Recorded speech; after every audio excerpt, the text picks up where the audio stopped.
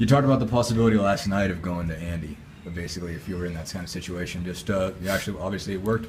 What all just went into that calculation there? Well, the coaching staff and I talk a lot, and we had started talking about we can't if we see victory in sight, we've got to go for it each and every game. And you know, Andy's a key part of this pitching staff, whether he's a starter or coming out of the bullpen. And when the score was 2-0, then it got to 2-1. I wasn't real, you know. Zach pitched 5 innings and only gave up a run. He wasn't typical Zach. He was battling himself, and I kind of went with my gut feeling. If the time was then to, you know, he had gotten out of the 5th and gave up the run, but I thought the time was now. I thought we had a chance to put some more runs on the board. We ended up not doing that, and I just thought that the opportunity for victory was there, and it ended up working out okay because Andy pitched extremely well over the last 4 innings. Just what clicked for Andy from in your eyes, I guess? Well, you know, early on he bobbed and weaved. He walked the leadoff hitter a couple times, but then he was able to escape that, and that hasn't happened lately. He usually expands that and makes it worse on himself. I thought the best part of Andy's outing today was the fact that in the 9th inning he showed the experience of a 4th-year senior and went out and went strike 1 on the first 3 guys he faced and ended up getting them all 3 out where there wasn't more drama.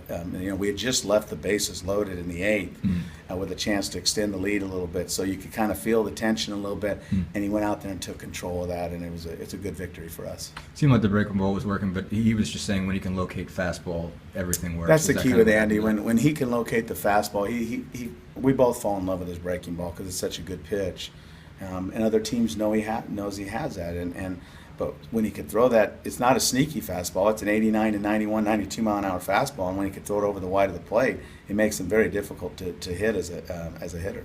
You mentioned Zach. I mean, obviously, as far as getting guys out through the first 4 2/3, he was pretty much cruising. He was. It was more. You know, I've been around Zach for almost 2 years now, and from the side, when he got 2 strikes, it was his worst pitches, and I don't know if it's something that he's going through right now. Wanted him to come out in a positive situation. Knew we had the trump card with Andy. I wasn't going to second guess myself using Andy because, I mean, it's a guy that has, you know, good accolades and all that. And I just felt the time was then, and it worked out for us, obviously. It did seem like Zach was kind of losing the plate in that last inning. Did something go way off with him? He managed to escape it, but it seemed like once he gave up that double. You know, Zach is a very committed young man and wants success so much for this team, and I think he's trying so hard that you know, sometimes we can get in our own way, and I think some of our guys tend to do that at times, is because these guys want to do it so bad that they can get in their own ways, and again, it was a coaching decision on my part, and I would have taken full responsibility if it wouldn't have worked out, and Andy made it look good by the way he pitched. I guess it's just how relieving is it to see a guy come in and kind of shut the door like that, in 4 innings like Andy did, and make big pitches. Oh, for some of the stuff we've had to deal with, it was real relieving, to be honest with you. It kept my blood pressure at a good level for the night. Obviously, it's only one game in the second game of a series, but what does it mean to get a win against those guys? I mean, you've talked for a while about getting confidence for this team.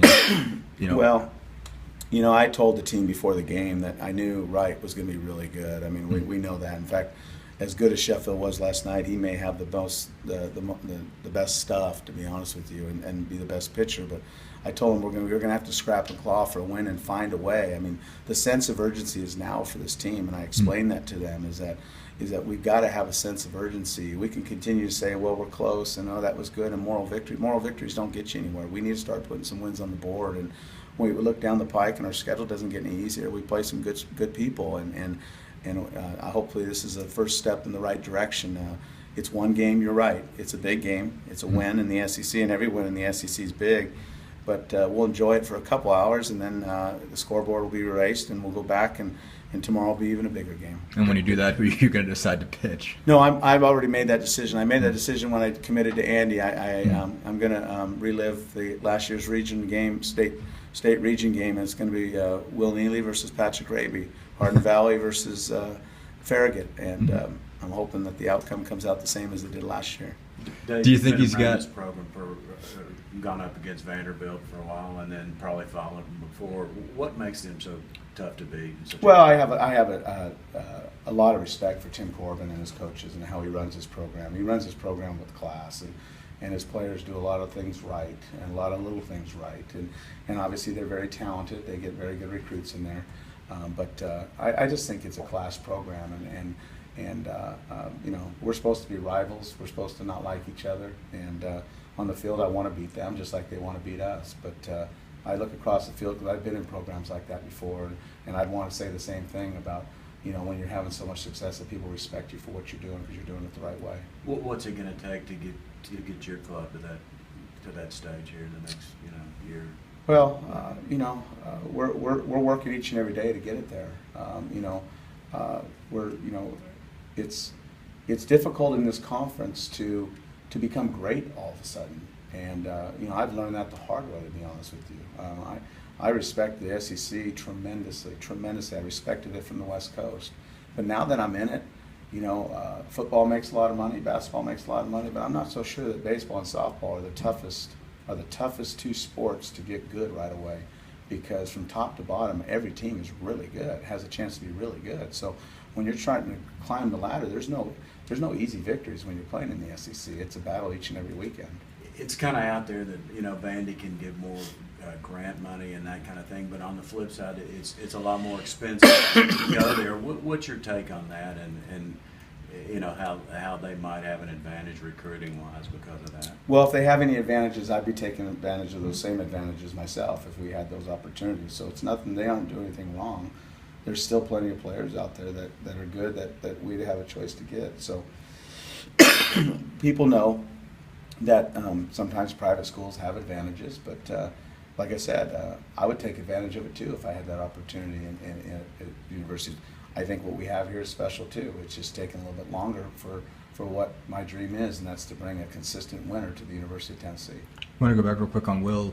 Are you viewing it as a staff day, or are you letting him go as far as his arm will carry him? We're going to win tomorrow's game. So whatever that means, if that means Will going 3 solid innings and us handing the ball to someone else, we're going to do whatever it takes to win this series tomorrow.